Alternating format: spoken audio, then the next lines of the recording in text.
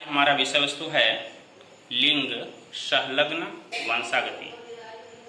लिंग संलग्न वंशागति की खोज मॉर्गन नामक वैज्ञानिक ने 1910 में ड्रोसोफिला नामक कीट में की थी। ये लिंग संलग्न वंशागति है क्या? तो जैसा कि हमें पता है, मनुष्य में XX मादा लिंगी गुणसूत्र और XY नर लिंगी गुणसूत्र होते हैं।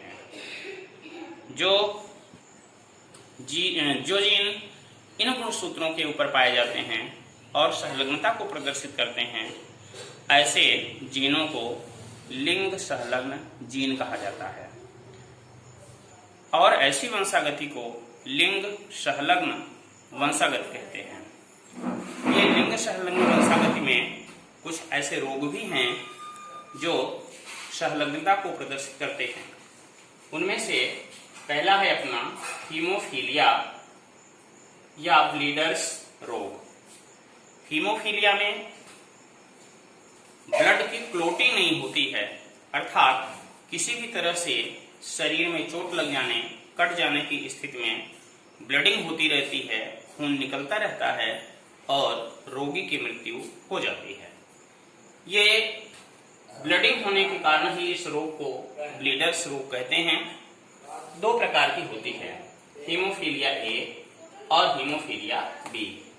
हीमोफीलिया ए का प्रमुख जो कारण है एंटी हीमोफिलिक ग्लोब्यूलिन नाम की प्रोटीन का अभाव होना। इसी तरह से हीमोफीलिया बी का जो मूल कारण है वो थ्रोम्बोप्लास्टिन नाम की जो प्रोटीन है, रक्त का थक्का जमाने वाली प्रोटीन, ये थ्रोम्बोप्लास्टिन जो कि प्लाज्मा में पाई जाती है, इसके अभाव के कारण यह रोग होता है। यदि हम इनकी वंशागति का अध्ययन करना चाहते हैं तो वंशागति के अध्ययन के लिए आवश्यक है ये संकेतन हमको पता होने चाहिए। सामान्य पुरुष के लिए XY, हीमोफिलिक पुरुष के लिए XHY, जहां ये H जो है X गुणसूत्र के ऊपर पाए जाने वाला संलग्न जीन है। इसी तरह से सामान्य मादा के लिए XX, वाहक मादा के लिए X, H और X। इस प्रकार से एक यक्ष के ऊपर संलग्न जीन मौजूद है। हीमोफिलिक मादा के लिए दोनों यक्ष गुणसूत्र के ऊपर H संलग्न जीन उपस्थित है। इस तरह से संकेतन जरूरी है। ज्यादातर देखा जाता है कि आनुवांशिक रोगों में पुरुष रोगी होते हैं और स्त्रियां वाहक होती हैं। इसका क्या कारण है? तो जैसा कि आप देख रहे हैं कि पुरुष में केवल एक ही यक्ष गुणसूत्र पाया जाता है और ज्यादातर संलग्न जीन जो होते हैं रोगों के, वो यक्ष गुणसूत्र के ऊपर ही पाए जाते हैं। जब किसी पुरुष में यह यक्ष जो है इसके ऊपर संलग्न जीन पाया जाता है रोग का, तो दूसरा इसके पास कोई यक्ष गुणसूत्र नहीं है जो इसके प्रभाव को दबा दे, इसीलिए पुरुष रोगी हो जाते हैं। किंतु मादा में आप देख रहे हैं दो यक्ष गुणसूत्र हैं। यदि किसी मादा के एक यक्ष गुणसूत्र पर रोग का संलग्न जीन उपस्थित है तो दूसरा यक्ष जो पूरी तरह से फ्री है इसके प्रभाव को दबा देता है और मादा में उस रोग के लक्षण दिखाई नहीं देते, किंतु ये लक्षण संतानों में जाते हैं। इसलिए कहा जाता है कि मादाएं जो होती हैं ज्यादातर वाहक होते हैं और पुरुष रोगी होते हैं। ऐसा नहीं है कि प्रत्येक कंडीशन में मादा केवल वाहक हो सकती है। यदि दोनों यक्ष गुणसूत्रों के ऊपर किसी भी रोग के संलग्न जीन पाए जाते हैं तो मादा भी रोगी हो सकती हैं। चलिए हम लोग हीमोफीलिया या ब्लीडर्स रोग की वंशागति का अध्ययन करते हैं।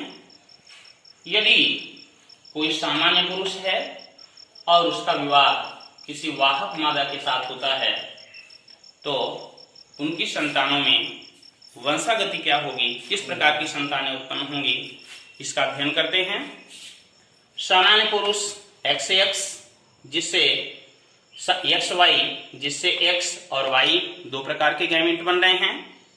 वाहक मादा जिसमें एक यक्ष संलग्न जीन युक्त है, दूसरा सामान्य प्रकार का है। इस प्रकार के दो गैमेट बन रहे हैं। जब नर के यक्ष से मादा का संलग्न जीन युक्त यक्ष संयोग करता है तो यक्ष एक्स एच इस प्रकार से वाहक मादा उत्पन्न होती है। यही नर का यक्ष गुणसूत्र मादा के सामान्य यक्ष के साथ संयोग करता है, निषेचन होता है, तो एक्स एक्स सामान्य मादा उत्पन्न होती है। यदि ये नर का वाई गैमीट मादा के एक्स संलग्न जीन के साथ संयोग करता है, निषेचन करता है, तो एक्स एच वाई रोगी पुरुष प्राप्त होता है। और यदि वाई जो है सामान्य एक्स के साथ क्रिया करता है, निषेचन की क्रिया होती है, तो एक्स वाई सामान्य पुरुष उत्पन्न होता है। क्योंकि उत्पन्न होने वाली संतानें 4 हैं, इसलिए इनका प्रत्येक का प्रतिशत 25-25 होता है। ऐसी कंडीशन में उत्पन्न होने वाली संतान की है ना वंशागति का अगर हम परिणात्मक विश्लेषण देखें तो वाहक मादा 25%, सामान्य मादा 25%, रोगी पुरुष 25% और सामान्य पुरुष 25% प्राप्त होंगे। वंशागति में हीमोफीलिया की वंशागति में यदि सामान्य पुरुष का विवाह किसी हीमोफिलिक मादा के साथ होता है तो इस प्रकार से संकेत होगा। सामान्य पुरुष के लिए एक्स वाई, हीमोफिलिक मादा के लिए एक्स एच एक्स एच, जो कि रोगी कंडीशन को व्यक्त करता है। बनने वाले गैमीटों में दोनों सामान्य प्रकार के गैमीट बनते हैं, एक्स और ये वाई। मादा से दोनों गैमीट एक ही प्रकार के होंगे जो संलग्न जीन युक्त होंगे। जब इनमें क्रॉस होता है, संकरण की क्रिया होती है, निषेचन की क्रिया होती है, तो यक्ष गुणसूत्र एक्स एच के साथ मिलकर के एक्स एक्स एच इस प्रकार से वाहक मादा बनाता है। इसी प्रकार इसी यक्ष का संयोजन अगर दूसरे मादा के यक्ष से होता है तो भी उसी प्रकार की वाहक मादा उत्पन्न होती है।